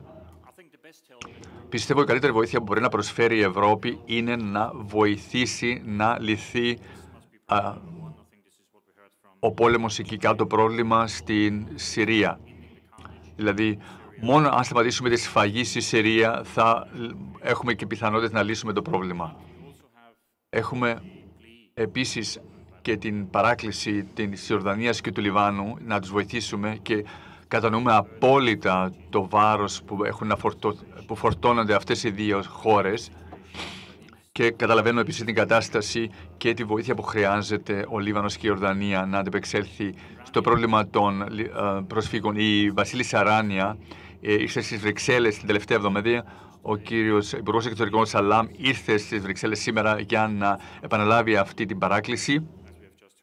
Και όπως έχουμε ακούσει, τις 4 Φεβρουαρίου θα γίνει μια διάσκεψη στο Λονδίνο από το Κουβέιτ, τη Γερμανία και το Ηνωμένο Βασίλειο, έτσι ώστε να αντιπεξέλθουμε στο πρόβλημα αυτό. Όταν κοιτάξετε την Ιορδανία και το Λίβανο, έχει η κάθε χώρα περισσότερο από 1 εκατομμύριο πρόσφυγους. Φανταστείτε τώρα να έχετε στην Αυστρία 1 εκατομμύριο πρόσφυγες. Έχετε περίπου 70% είναι γυναίκες και παιδιά. Είναι μια πολύ ευαίσθητη κατάσταση κάτω, μια εύθραυστη κατάσταση. Τότε, λοιπόν, τι μπορούμε να κάνουμε εμείς ως διεθνής κοινότητα έτσι ώστε να αντιπεξέλθουμε σε αυτό το πρόβλημα το Φεβράρι. Χαιρετούμε τι κάνει η Ιορδανία. Η Ιορδανία έχει αλλάξει την πολιτική της και τώρα λέει πως οι πρόσφυγες πρέπει να θεωρηθούν μια ευκαιρία. Δηλαδή, οι πρόσφυγες πρέπει να θεωρηθούν μια ευκαιρία ανάπτυξης για τη χώρα που τους φιλοξενεί. Δηλαδή, είναι μια ολιστική προσέγγιση που παίρνει η Ιορδανία και πιστεύουμε με αυτόν τον τρόπο θα έχουμε μια win-win situation τόσο για τους πρόσφυγες όσο για τις χώρες που φιλοξενούν τους πρόσφυγες και για τη διεθνή κοινότητα. Λοιπόν, τι μπορούμε να κάνουμε συγκεκριμένα? Πρώτον, πρέπει να βοηθήσουμε όλες τις χώρες που φιλοξενούν τους πρόσφυγες έτσι ώστε να τους προσφέρουν μια αξιόπρεπη ζωή. Δηλαδή να τους προσφέρουμε διανθρωπιστική βοήθεια. Η Ευρωπαϊκή Ένωση έχει προσφέρει ήδη 5 δισεκατομμύρια ευρώ ως ανταπόκριση για την κρίση της Συρίας. Είναι η μεγαλύτερη βοήθεια ανθρωπιστική που έχει δώσει η Ευρωπαϊκή Ένωση στην ιστορία της. Δεύτερον, πρέπει να περάσουμε από την ανθρωπιστική βοήθεια στην βιώσιμη υποστήριξη, βιώσιμη ανάπτυξη σε αυτές τις κοινότητες που φιλοξενούν τους πρόσφυγες.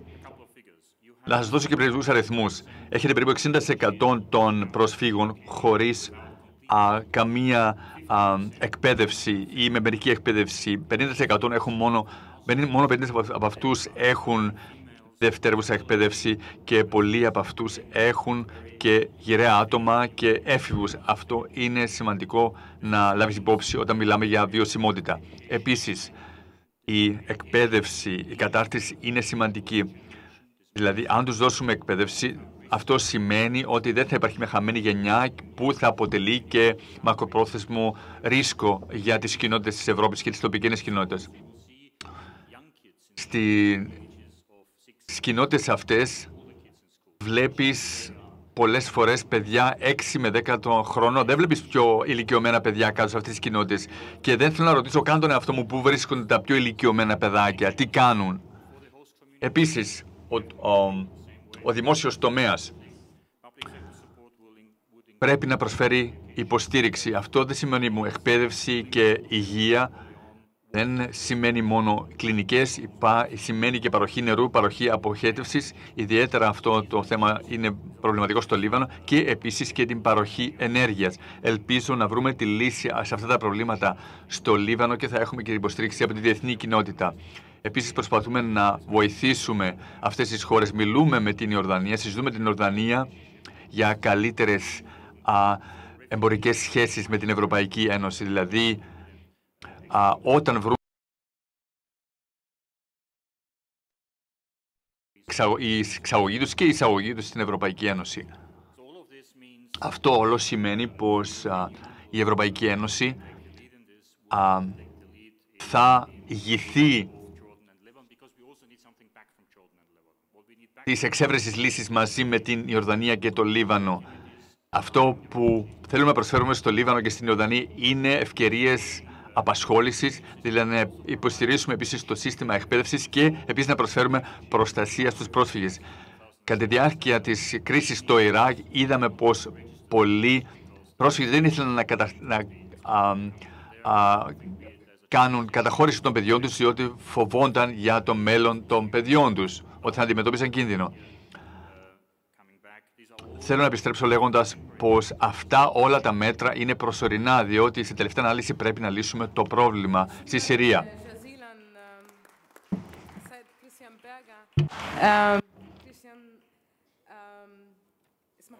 Ευχαριστώ πολύ, κύριε Κριστιαν Μπέαγκα. Και τώρα θέλω να δώσω το λόγο στην κυρία Χέγγελ. Ακούσαμε τώρα περισσότερες φορές από συναδέλφους και συναδέλφισες ότι είναι αναγκαίο να αλλάξουμε λίγο το πεδίο οπτικής μας και να κινηθούμε περισσότερο προς την υποστήριξη της ανάπτυξης. Δηλαδή, ίσως λιγότερο ανθρωπιστική και περισσότερο βοήθεια προς ανάπτυξη. Επειδή έχουμε πολύ λίγο χρόνο, θα ήθελα να πω πολύ σύντομα κάτι και να μην επαναλάβω αυτά που έχουμε ήδη ακούσει. Εμείς σαν Αυστρία έχουμε παράσχει πολύ ανθρωπιστική βοήθεια, αλλά πιστεύουμε ότι η Αυστρία θα κάνει τότε τη σωστή της συμβολή όταν έχουμε μεγαλύτερα προγράμματα κοινοτικά και βεβαίως πρέπει να υποστηρίξουμε όπου μπορούμε.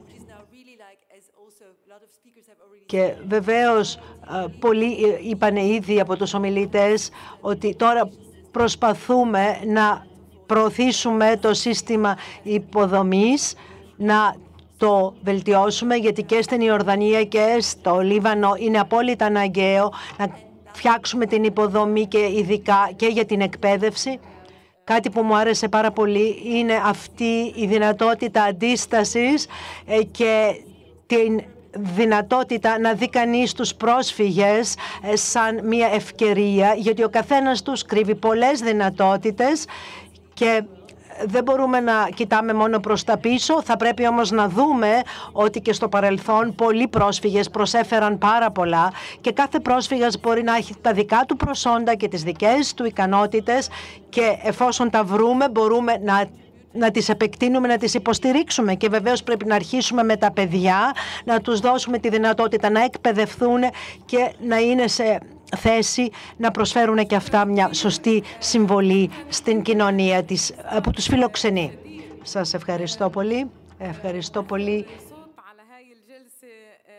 για αυτή την πολύ σύντομη παρουσίαση που ήταν όμως πολύ σωστή, και η τελευταία ομιλία που θα έχουμε σήμερα είναι από τη Μαργαρέτα Μάλε, που είναι από τους Γιατρούς Χωρίς Σύνορα στην Αυστρία, μια οργάνωση που δεν υπάρχει μόνο στην Αυστρία αλλά και σε άλλες χώρες και βοηθάει κατά την διαδρομή της φυγής και στην Ιορδανία και στο Λίβανο. Και παρακαλώ να μοιραστείτε με εμάς μερικές από τις εμπειρίες σας. Ευχαριστώ πολύ που με καλέσατε να έρθω εδώ. Είμαι ψυχοθεραπεύτρια και είναι για μένα ιδιαίτερα ενδιαφέρον να ακούσω όλα αυτά που άκουσα. Σήμερα ήταν πάρα πολύ ενδιαφέροντα και είναι καλό που σαν τελευταία παίρνω το λόγο.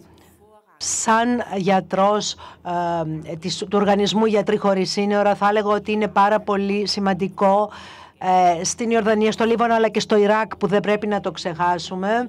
Είμαστε και εκεί παρόντες και βοηθάμε τόσο με ιατρικές παροχές.